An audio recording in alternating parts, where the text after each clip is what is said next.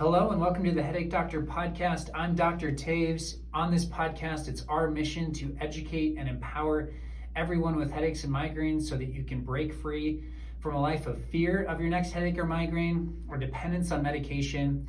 And I am excited. On today's podcast, we have another guest, and this is special for me because this is Jess Ernst, and our story starts with her daughter, and she's going to share her daughter's story, which I think a lot of you listeners will be able to relate, especially if you're moms with kiddos.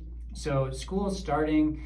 For many schools in Colorado Springs, it already started, or it's starting this week. And so what we want to do is provide content that is specific to school-age kids. What can you do as a mom or a dad that has a school-age son or daughter that is struggling with headaches? Maybe school, sitting and looking at a screen, whether they use a laptop or just a book, trying to pay attention in class is an irritant, or it aggravates their symptoms and they have a hard time getting through the school day. And so Jess and her daughter Addi have this story that I think is going to be impactful. And the cool thing is Jess now works for us, and so she is helping out with marketing efforts, and she's sharing her daughter's story and the impact that it had on her life and helping us build trust and get the word out about this treatment, because it truly can be life-changing. So Jess, welcome to the podcast. Thank you.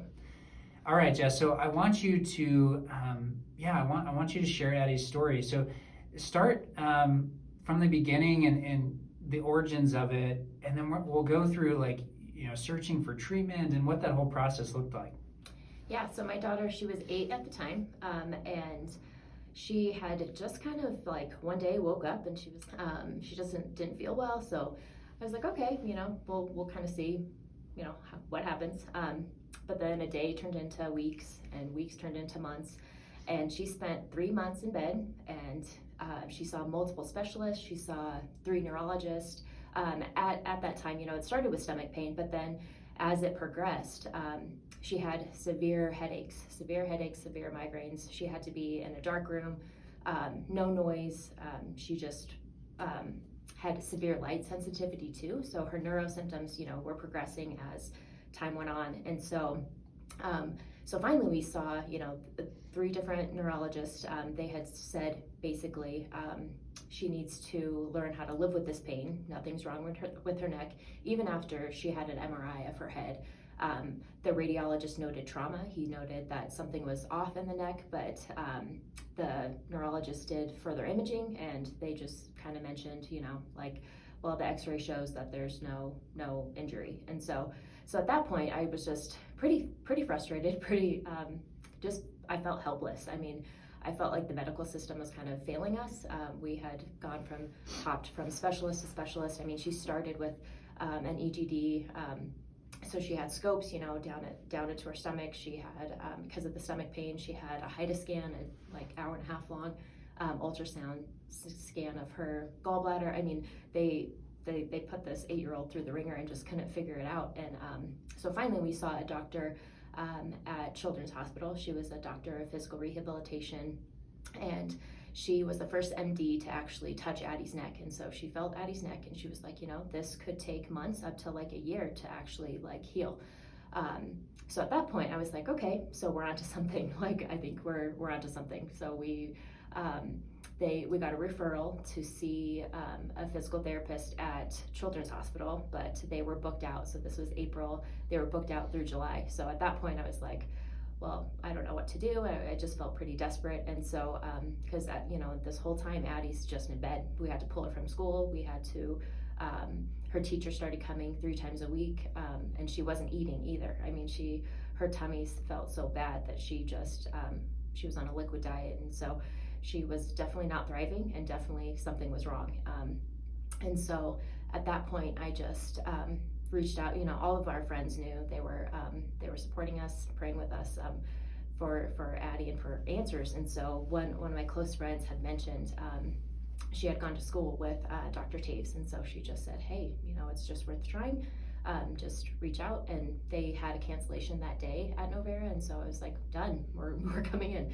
So so I brought Addi in, and after Dr. Taves, did the initial eval and obviously found something wrong, and so we started treatment like immediately. I was like, okay, let's do this. I mean, he was the first person to actually give me hope, like, yeah, there is something wrong, and we can fix it. And so at that point, that is what kind of brought me in. I was like, all right, let's do this. And so Addi got treatment that day, and that night she literally slept 12 hours, and she wasn't sleeping.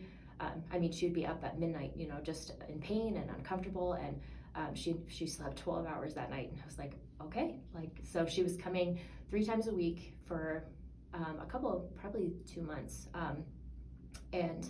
but gradually, the injury was so severe that it did take time. It did take time to heal. And so yeah, within two months, she was like almost back to herself again. I mean, just up and playing and eating again. And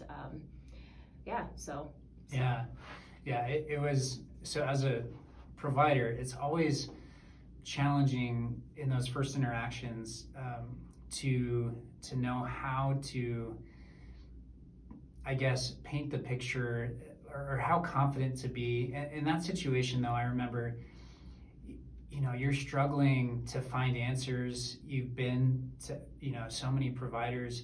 They've run all these tests. I mean, it's weighing on your family and on Addi.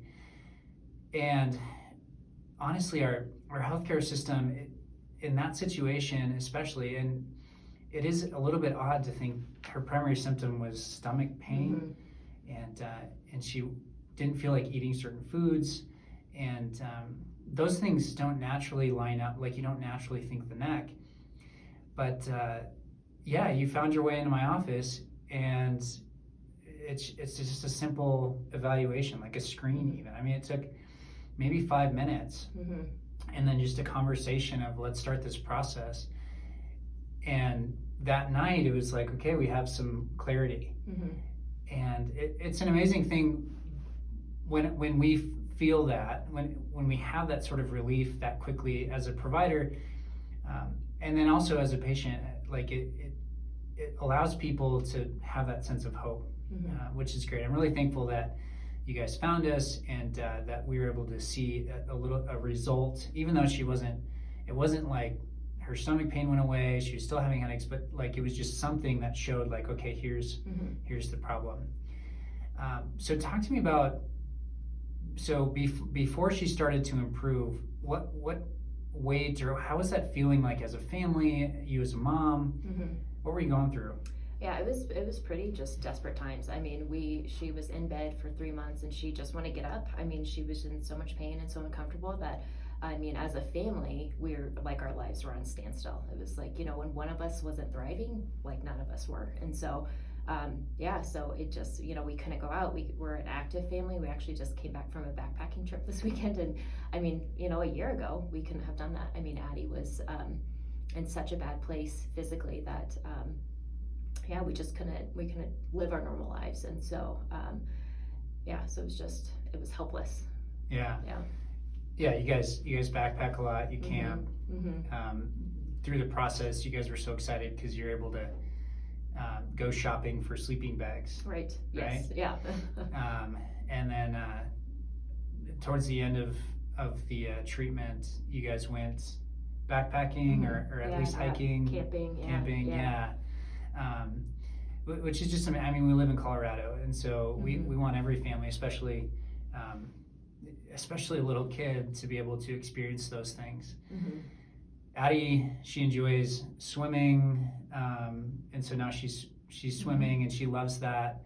And but with little kids, it can be, there's a lot of what I'll call them are like behavioral things. So we talk about posture, we talk about the movement that we want to incorporate throughout the day, specific exercises, and sometimes that is challenging to incorporate, but it's helpful as a parent to be bought into that.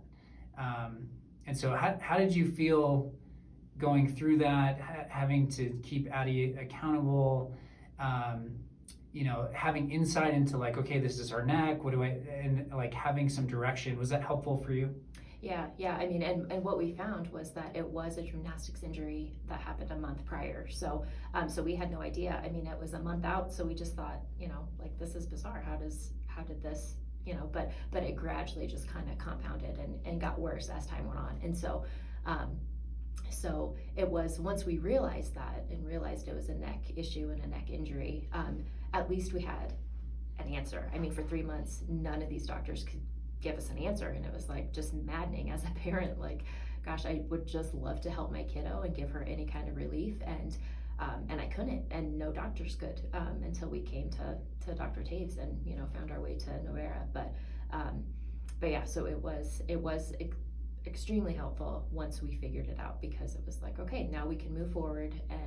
And she was originally, right after she was starting to get better, she was originally afraid to get back into like even going on the trampoline. She was very nervous about re-injuring her neck, but Dr. Taves just each session just kind of affirmed with her that you can be a kid still, you can still do the things that you love doing, but we just have to be a little bit more careful. And so so it was very helpful. Yeah. We've talked on the podcast before, I've talked about the impact that sports like gymnastics can have on these young girls, and especially if they're prone to be hypermobile, and then they have maybe a 10-pound head at the time, and their neck is not as stable as it should be, and then they do all of these tumbling somersaults, flips, whatever stage they're at, and it can just be really challenging on the neck. And I think that situation, whether it's in gymnastics or just generally in the life of a child, a lot of parents don't assume it's a neck issue because they think, well, there hasn't really been anything super traumatic for the neck to have this injury, when really it's probably more of a compounding effect of like smaller traumatic events to the neck, or scenarios where the neck is having a demand placed on it that it can't necessarily meet at the time, and so that stress builds up, and then when they hit puberty, or when the tension builds enough, they start to experience headaches and migraines. And as a parent, and I want to hear from you on this, Jess, but as a parent, I think what we've run into clinically is parents that think, well, kids are resilient, they'll bounce back, this will go away. And it pains me, because I've had this conversation with parents before, when it's like they don't understand the impact that this will have on their kid's life, because I'm used to seeing people in their 30s, 40s, 50s that have had this for 20 or 30 years. And when a child's had it for a couple months or a year, I get really excited, but I almost have a hard time like convincing parents that it's a serious thing. So speak to that. I mean, have you seen that, or was that hard? Yeah, I mean, because I always heard, kids are resilient. Like, how they even fall asleep in the car, and in the car seat, and their necks all, and people, I always heard, their ligaments are stronger than their bones, so they're fine. But I mean, so it totally opened up my eyes to, wow, no, this is important. Even starting at 8 years old. I mean. Yeah, and what I'll say to parents out there, if your child experiences headaches or migraines, period, like at all, that is not a normal experience. There is something there that needs to be treated. It's likely going to be source back to the neck, and if we can address that early on, the impact of the years to come of avoiding these headaches and migraines, it's huge. I mean, it's worth, the value is there, and so as parents, it's always better to treat early, and if we can get your child in the clinic when they're just starting to experience these headaches and migraines, treatment doesn't always go faster for kids. I think that's assumed, and even that was my assumption early on. But we've seen kiddos that actually need more time, and that might have to do with, they get in the car and they do sleep in funny positions and things like that. But kids are impacted by this neck issue, and they're typically the adults that I'm seeing. And so I would love to have a practice that's probably eventually going to primarily see kids, because this problem is made so aware, and the onset of these symptoms are typically in children. And then we have parents that understand the impact that it could have throughout their life, and so they bring them in and they say, we want to treat this early so that my child doesn't have to go through this the rest of their life. And so on the other end of this, what does this mean for your family? What is what is the impact for you guys? Yeah, I mean, it completely changed. It completely changed our family, because for those several months, I mean, we were just pretty hopeless, and life is back to normal. I mean, Addie's great. She's eating everything like that she used to eat before. We thought that and Dr. Taves, we also talked about the potential of being some, vagal nerve damage, just because of the impact of, her stomach and how much she was impacted by it. But yeah, I mean, right now, a year and a half out, she's basically back to normal and healthy again. So yeah. Yeah.